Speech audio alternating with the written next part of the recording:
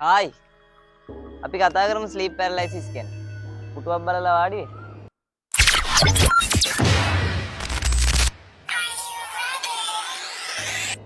Sleep පැරලයිසිස්. එහෙම නැත්නම් නිින්දෙදි ඇතිවෙන తాවකාලික අංශභාගී තත්ත්වයක්. ලෝක ජනගහනයෙන් 7.5% විතර මේ ස්ලීප් පැරලයිසිස් තත්ත්වය ඇති වෙනවා. මේ තත්ත්වය ඇති වුණාම සාමාන්‍යයෙන් වෙන්නේ මෙන්න මේ වගේ දෙයක්. ඔයා මේ තත්ත්වයට මුහුණ දීලා තියෙනවා නම් මේක කොච්චර භයානකද මේක කොච්චර බය හිතෙන දෙයක්ද කියලා ඔයා අනිවාර්යයෙන්ම දන්නවා. ඉතින් මේ අත්දැකීමට මුහුණ දීලා නැති ඔයාලා වෙනුවෙන් මම සරලව මේ ගැන පුංචි හැඳින්වීමක් කරන්නම්. ස්ලීප් පැරලයිසිස් තත්ත්වයකදී සාමාන්‍යයෙන් වෙන්නේ ඔයා නිදාගෙන ඉන්නකොට එකපාරම හැරෙනවා. ඔයා දන්නවා දැන් ඔයා නිින්දෙන් ඇහැරිලා ඉන්නේ කියලා. හැබැයි ඔයාට ඔයාගේ ඇඟ තියා එක ඇඟිල්ලක්වත් හොල්ල ගන්න බෑ. ඔයා මේ වෙලාවේදී ගොඩක් බය වෙනවා. බය වෙලා ඔයා කෑ ගහන්න උත්සාහ කරනවා. ඔයා කොච්චර කෑ ගහන්න හැදුවත් ඔයාගෙන් කිසිම සද්දයක් එළියට පිට වෙන්නේ නැහැ.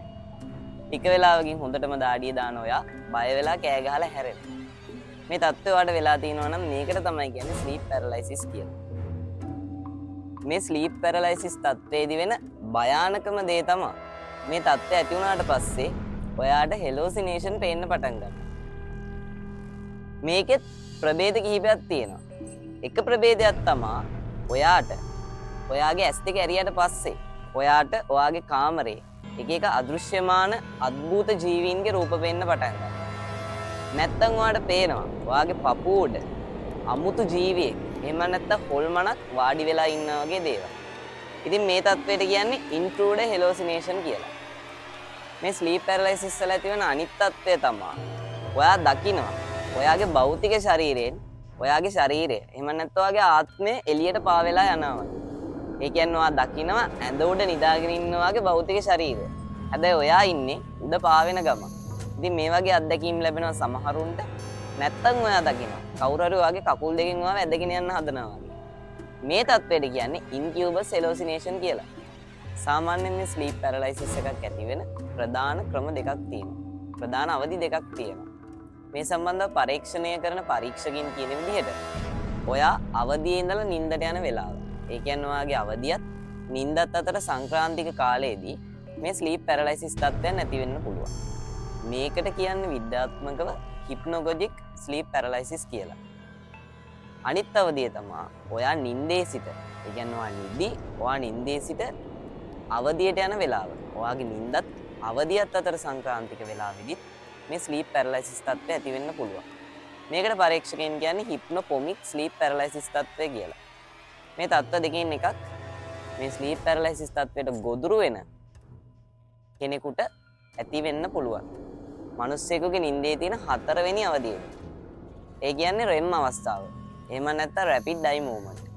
මේ වෙලාවේදී අපේ ඇසේ වේගවත් චලන සිද්ධ වෙනවා. මිනිස්සෙන්ට හීන පෙන්නේ මෙන්න මේ වෙලාවේදී. මෙන්න මේ වෙලාවේදී අපේ මොළය විසින් අපේ මාංශ පේශි ලිහිල් කරන්න සංඥාවක් ලබා දෙනවා. මේ REM අවස්ථාවේදී අපේ ශරීරයේ මාංශ පේශී තියෙන්නේ ලිහිල් වෙලා. ඒකට හේතුව තමයි ඔයා නිින්දෙදි දකින සිහින. ඔයා නිින්දෙදි දකින සිහිනේ. අපි හිතමු ඔයා නිින්දෙදි දකිනවා කියලා. ඔයා කාත් එක්ක හරි ගහ ගන්නවා. ඒ නිින්දෙදි ඇතිවන රණ්ඩුව. ඒ කියන්නේ ඔයා දකින්නේ හීනේ.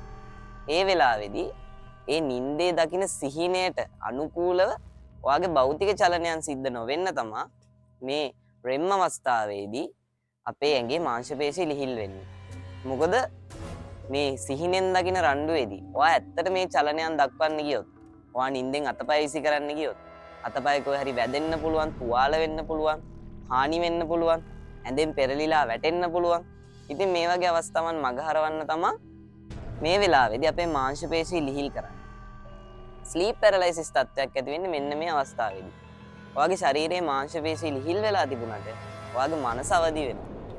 එතකොට ඔයාගේ මනස අවදියෙන් තියෙන නිසා ඔයා දන්නවා දැන් ඔයා ඉන්නේ හැරිලා කියලා. ඔයා උත්සාහ කරනවා ඔයාගේ ශරීරය හොල්ලන්න. ඇඳෙන් නැගිටින්න. හැබැයි ඔයාට ඔයාගේ ශරීරය හොලව ගන්න බෑ. ඔයාගේ අතපය අඩුම ඔයාගේ ඇඟිල්ලක්වත් ඔයාට හොලව ගන්න බෑ. ඉතින් මේ වෙලාවේදී ඔයා බය වෙනවා. දැන් අපේ මනසට ඕනේ අපිව කොහොම හරි අවදි කරවන්න. අපේ ඇඟේ මාංශ පේශි ලිහිල් වෙලා තියෙන්නේ. ඉතින් මේ වෙලාවේදී අපි බය වෙනවා. මොකද අපේ ඇඟ ලොක් වෙලා වගේ නිසා බය වෙනවා. මේ වෙලාවේදී හෝමෝනයක් ශ්‍රාවය කරනවා ආවේගය ඇති කරවන්න. ඉතින් මේ වෙලාවේදී අපිට දාඩිය දාන්න පටන් ගන්නවා. ඒ වගේම ශරීරයේ හෘද ස්පන්දනය, පපුව ගැහෙන වේගය වැඩි වෙනවා. ඉතින් මේ වෙලාවේදී පපුව ආශ්‍රිතව, හදවත ආශ්‍රිතව තියෙන මාංශ පේශී තද ගතියකටපත් වෙනවා. ඉතින් මේ තද ගතියටපත් වෙන එකත් එක්කම අපේ මනස, අපේ මොළය විසින් අපිට හැලෝසිනේෂන් පෙන්වන්න පටන් ගන්නවා.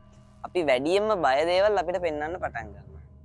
ඉතින් මේ වෙලාවේදී ඔයාගේ මාංශ පේශී වලට හොලව ගන්න බෑ. ඒ වගේම පපුවේ තද ගතියකුත් තියෙනවා. ඉතින් ඔයා ඇස් දෙක අරලා බලනවා. ඇස් දෙක අරලා බලනකොට ඔයා දකිනවා ඔයාගේ පපුව උඩ ඔයා වැඩියෙන්ම බය යකෙක්. එහෙම නැත්නම් අදෘශ්‍යමාන බලවේගයක්. එහෙම නැත්නම් අමුතු ජීවියෙක් වාඩි වෙලා ඉන්නවා. එයා ඔයාගේ බෙල්ල මිරිකන්න හදනවා. එහෙම නැත්නම් ඔයාගේ ඇඳේ, ඔයාගේ කාමරේ කොහේ හරි තැනක මේ වගේ අමුතු ජීවියෙක් ඉන්න ඔයා දකිනවා. මේ தත්ත්වය ඇති වෙන්නේ මාංශ පේශී ලිහිල් වීම සහ අර පපුව ආශ්‍රිත ඇති වෙන තද ගතිය හේතුව. ඉතින් මේ වෙලාවේදී ඔයා උත්සාහ කරනවා හයියෙන් කෑ ගහන්න. මොකද ඔයා ඉන්නේ හොඳටම බය වෙලා. ගොඩක් අය try කරන්නේ අම්මේ අම්මේ කියලා කෑ ගහන්න. ඉතින් ඔයා කොහොම හරි මේ විදිහට බය වෙලා හොඳටම බීරාන්ත වෙලා කෑ ගහන්න උත්සාහ කරනකොට ඔයාගේ කටින් ශබ්දේ පිට වෙන්නේ නැහැ.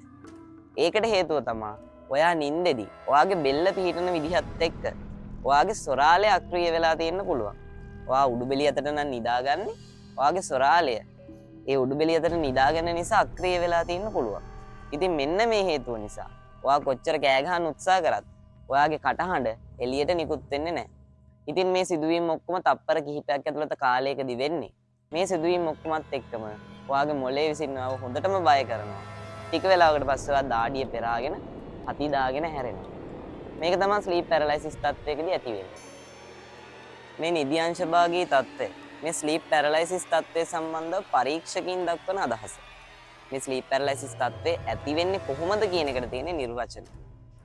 මේ තත්ත්වය ඇති වෙන්නේ සාමාන්‍යයෙන් මේක අත්විඳලා තියෙන අය දන්නවා මේ තත්ත්වය ඇති වුණාට පස්සේ ඒක කොච්චර බය හිතන අත්දැකීමක්ද කියලා. කොච්චර බය හිතනවද කිව්වොත් ගොඩක් අය මේ තත්ත්වය ඇති වුණාට පස්සේ නිදාගන්නෙත් නැති තරම්. ඔයාලට මේ තත්ත්වය ඇති වෙලා තියෙන්න පුළුවන්. ස්ලීප් පැරලයිසිස් තත්ත්වය ඇති වෙන්න, මේ නිින්දදී ඇති වෙන తాවකාලික අංශභාගී තත්ත්වය ඇති වෙන්න ප්‍රධානම හේතුව තමයි පරීක්ෂකයන් විසින් පැහැදිලි කරන මම දැන් මේ කියපු හේතුව. අපි දැන් කතා කරමු මේ නිදි අංශභාගී තත්ත්වයත් එක්ක බැඳිලා තියෙන මිත්‍යා මත. ලංකාවේ සංස්කෘතියත් එක්ක මේ නිදි ආගාදී තත්ත්වය ඇති වුණාට පස්සේ ගොඩක් අය මේකට මිත්‍යා මත එකතු කරනවා. පළවෙනි කාරණාව තමයි මේ තත්ත්වය ඇති වුණාට පස්සේ සමහරු ඔයාට කියන්න ගන්නවා ඔයාට මේ තත්ත්වය ඇති වුණොත් ඔයාට අදෘශ්‍යමාන බලවේගයක බලපෑම් ඇති කියලා. ඔයාගේ පස්සෙන් හොල්මනක් එනවා, පෙරේතෙක්ගේ බැල්ම ඔයාට වැටලා තියෙනවා වගේ කීක කතා ඔයාට කියන්න පුළුවන්. ඇත්තටම මේ தත්ත්වයට විද්‍යාත්මක පැහැදිලි කිරීමක් තියෙනවානේ. ඒ නිසා මේ වගේ මිත්‍යා මතවලට ගොදුරු වෙන්න එපා. තවත් මිත්‍යා මතයක් තමයි මේ ග්‍රහාපල. ග්‍රහාපල නිසා ඔයාට මේ ස්ලීප් පැරලයිසිස් තත්ත්වය ඇති වෙනවා. නැත්තම් මළගිය ප්‍රාණකාරයෙක්, ඔයාගේ නෑදෑයෙක් හරි ඔයා අඳුරන කෙනෙක් හරි මැරුණට පස්සේ එයාගේ ආත්මය ඔයාට බැල්ම දානවා වගේ මිත්‍යා මත ගොඩක් මේ ස්ලීප් පැරලයිසිස් තත්ත්වයත් එක්ක බැඳිලා තියෙනවා. ඉතින් මේ ස්ලීප් පැරලයිසිස් තත්ත්වයේ තියෙන විද්‍යාත්මක පැහැදිලි කිරීම වලට යොමු වෙලා ඒව ගැන අධ්‍යයනය කරලා මේකට පිළියම් යොදා ගන්න. නැතුව මේ ස්ලීප් පැරලයිසිස් තත්ත්වයත් එක්ක බැඳිලා තියෙන අවිද්‍යාත්මක මිත්‍යා මත ගැන අවධානය යොමු කරන්න, ඒව ඔළුවට දාගන්න. ඒ දේවල් වලට හිත බය කරගන්න යන්න එපා. එහෙම වුණොත් වෙන්නේ ඔයාට මේ තත්ත්වය මගහරවා ගන්න බැරි වෙලා ඔයා තව තවත් මේ ස්ලීප් පැරලයිසිස් තත්ත්වයට ගොදුරු වෙන එකම විතරයි. මේ අස්වාභාවික තත්ත්වය, මේ නිදි අංශභාගී තත්ත්වය කොහොමද මගහරවා ගන්නෙ? මේක මගහරවා ගන්න විද්‍යාත්මකව දීලා තියෙන ක්‍රම මොනවද? පළවෙනි දේ තමයි ඔයා නිින්දට යනකොට උඩුවෙලිය අතට නිදා ගන්න එපා. ඒ කියන්නේ ඔයාගේ බෙල්ල සහ මුහුණ උඩ අතට හැරෙන විදිහට නිදා ගන්න එපා.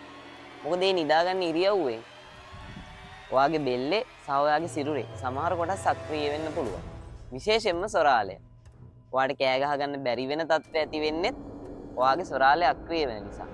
ඒ නිසා උඩුබෙලිය අතට නිදා ගන්න එක නවත්තන්න. දෙවන කාරණාව තමයි නිදා ගන්න කලින් වතුර වීදුරුවක් බීලා නිදා ගන්න පුරුදු වෙන්න. ප්‍රධානම දෙයක් තමයි නිදා ගන්න පැයකට කලින්වත් ඔයා පාවිච්චි කරන ඩිවයිසස් අයින් කරලා දාන්න. ෆෝන් එක පාවිච්චි කරනවා නම් නිදා ගන්න පැයකට කලින්වත් ෆෝන් එක අයින් කරලා දාන්න. මොකද එතකොට ඔයාගේ මනස රිලැක්ස් වෙලා සුවබර නිින්දක් ඇති කරගන්න පුළුවන්. තවත් කාරණාවක් තමා ඔයා නිදා ගන්න කලින් පුළුවන් නම් අඩුම පැය භාගයක්වත් භාවනා කරන්න පුරුදු වෙන්න. භාවනා කිරීම තුළින් ඔයාලට පුළුවන් මේ ස්ලීප් පැරලයිසිස් තත්ත්වය මගහරවා ගන්න. ඉතින් නින්ද හා සම්බන්ධ තවත් වීඩියෝකින් අපි ඉස්සරහට හම්බෙමු. එතකන් ගිහිල්ලා එන්න. සබ්ස්ක්‍රයිබ් කරලා තියාගන්න අපේ channel එක.